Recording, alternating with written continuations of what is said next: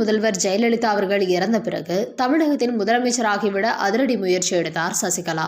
ஆனால் அவர் அதற்கான முயற்சிகளில் இறங்கிய போது சொத்து குவிப்பு வழக்கில் அவருக்கு எதிரான தீர்ப்பு வெளியானதை அடுத்து 4 ஆண்டுகள் சிறை தண்டனை அனுபவிக்க சென்றுவிட்டார்.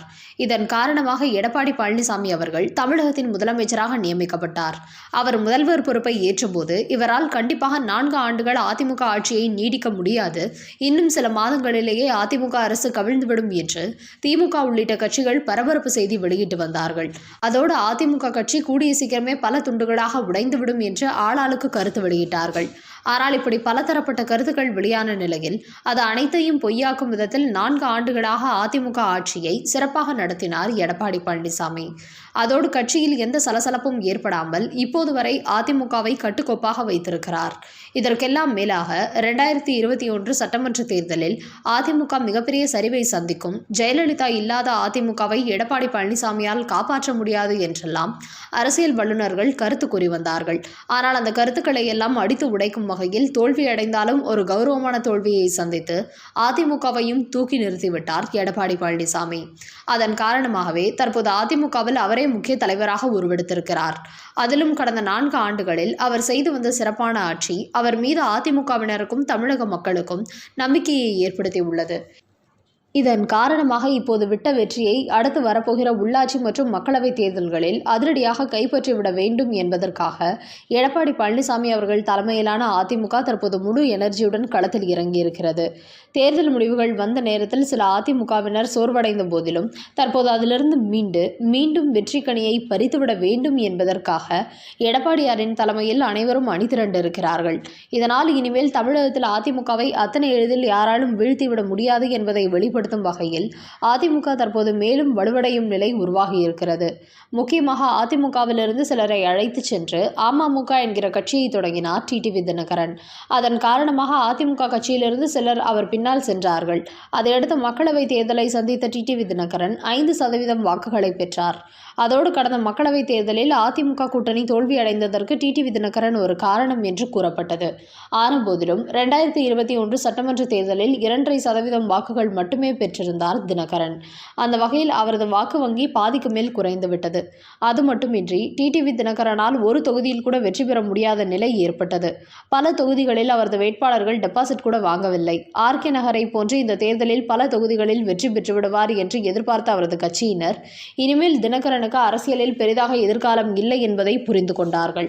அதன்படி தேர்தல் தோல்விக்கு பிறகு கமல்ஹாசனின் மக்கள் நீதி மய்யம் கட்சியிலிருந்து பலரும் வெளியேறியதை போன்று தற்போது டிடிவி தினகரனின் அமமுகவில் இருந்து பல நிர்வாகிகள் வெளியேறி கொண்டிருக்கிறார்கள். அதையடுத்து அதிமுகவில் இணைவதற்கு தூதுவிட்டு வருகிறார்கள். ஆனால் இதுபோன்ற செய்திகள் வெளியானதை அடுத்து சசிகலாவின் ஆதரவாளர்கள் அதிமுகவிற்கு செல்ல வேண்டாம், கூடிய சீக்கிரமே சசிகலா வெளியில் வந்து அதிமுகவை கைப்பற்றி விடுவார் என்பது போன்ற பொய்யான தகவல்களை கொடுத்து அவர்களை தடுத்து நிறுத்த முயற்சி செய்தார்கள். அதிமுக என்பது தற்போது எடப்பாடி பழனிசாமியின் தலைமையில் இயங்கிக் கொண்டிருக்கிறது. அதிலும் 4 ஆண்டுகள் முதலமைச்சராக செயல்பட்டவர் தற்போது பிரதான எதிர்க்கட்சியாக உருவெடுத்து விட்டார். கடந்த தேர்தலில் தமிழகத்தில் 5 முனை போட்டி நடந்த நிலையில் அதிமுக திமுக என 2 கட்சிகள் மட்டுமே வெற்றி பெற்றன. மற்ற கட்சிகள் ஒரு தொகுதியில் கூட வெற்றி பெறவில்லை. அந்த வகையில் ஜெயலலிதாவுக்கு பிறகும் அதிமுக ஒரு நிலையான இடத்தை பிடித்துவிட்டது. இனிமேல் அந்த கட்சியை யாராலும் அழித்துவிட முடியாது. குறிப்பாக எடப்பாடி பழனிசாமிக்கு மக்கள் மத்தியில் ஒரு நல்ல பெயர் ஏற்பட்டுள்ளது. அதனால் இனி வரப்போகிற தேர்தல்களில் அதிமுகவின் வெற்றி வாய்ப்புகள் அதிகரித்துவிடும் என்று கருத்து கூறிய அவர்கள் சிறையிலிருந்து வந்ததுமே சசிகலா அதிமுகவை பிடித்து விடுவார் என்றுதான் சொன்னீர்கள்.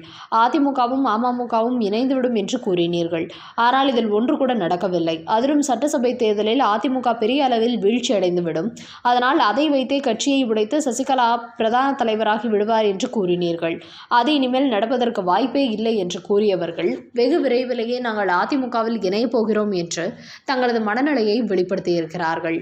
இதன் காரணமாக மிகப்பெரிய அதிர்ச்சி அடைந்துள்ளாராம் டிடிவி தினகரன்.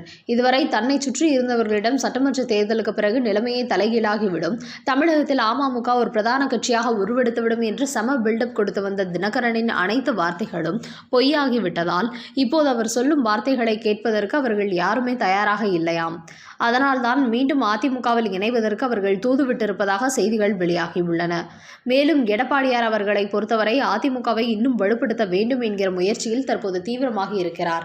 அதிலும் அமமுகவினரும் ஏற்கனவே அதிமுகவில் இருந்தவர்கள்தான். அவர்களின் தாய் வீடு அதிமுக தான் என்பதால் அந்த கட்சியிலிருந்து யார் வந்தாலும் உடனே அதிமுகவில் இணைத்துக் கொள்ளுமாறு உத்தரவு போட்டிருக்கிறார். அதனால் கூடிய சீக்கிரமே டிடிவி தினகரன் கட்சி உடைந்து சிதறி அந்த கட்சியில் உள்ள அனைவருமே அதிமுகவில் இணையப் போகிறார்கள். ஏற்கனவே கன்னியாகுமரி மாவட்டத்தைச் சேர்ந்த அமமுகவினர் அந்த கட்சியிலிருந்து வெளியேறி அதிமுகவில் இணைந்திருக்கிறார்கள். இந்த நிலையில் அடுத்தபடியாக தமிழகத்தின் பல மாவட்டங்களிலிருந்தும் அமமுகவினர் அங்கிருந்து வெளியேறி அதிமுகவில் தங்களை இணைத்துக் கொள்ள தயாராகி வருகிறார்கள். அதிமுக என்கிற கோட்டையிலிருந்து வெளியேறி சில சிறிய கற்களாக சிதறி இருந்த அமமுகவினர் மறுபடியும் அந்த கோட்டையில் தங்களை இணைத்துக் கொண்டு மீண்டும் அதிமுகவிற்கு பலம் சேர்க்கப் போகிறார்கள்.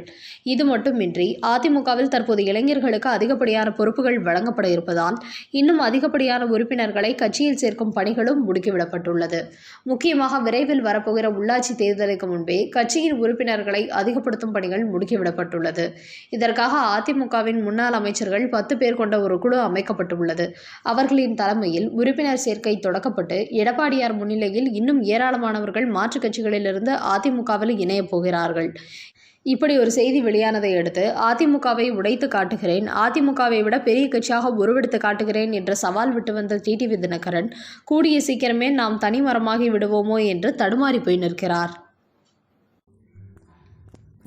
இந்த செய்தியை பற்றிய உங்களது கருத்துக்களை கமெண்ட் பண்ணுங்க. செய்திகள் பிடிச்சிருந்தா லைக் பண்ணுங்க, ஷேர் பண்ணுங்க. அப்படியே நம்ம சேனலை மறக்காம சப்ஸ்கிரைப் பண்ணுங்க. தேங்க்யூ.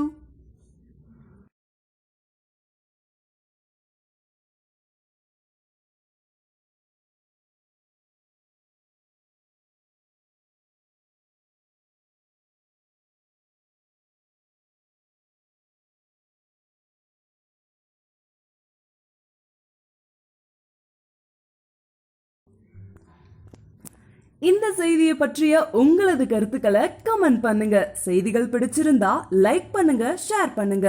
அப்படியே நம்ம சேனலை மறக்காம சப்ஸ்கிரைப் பண்ணுங்க. தேங்க்யூ.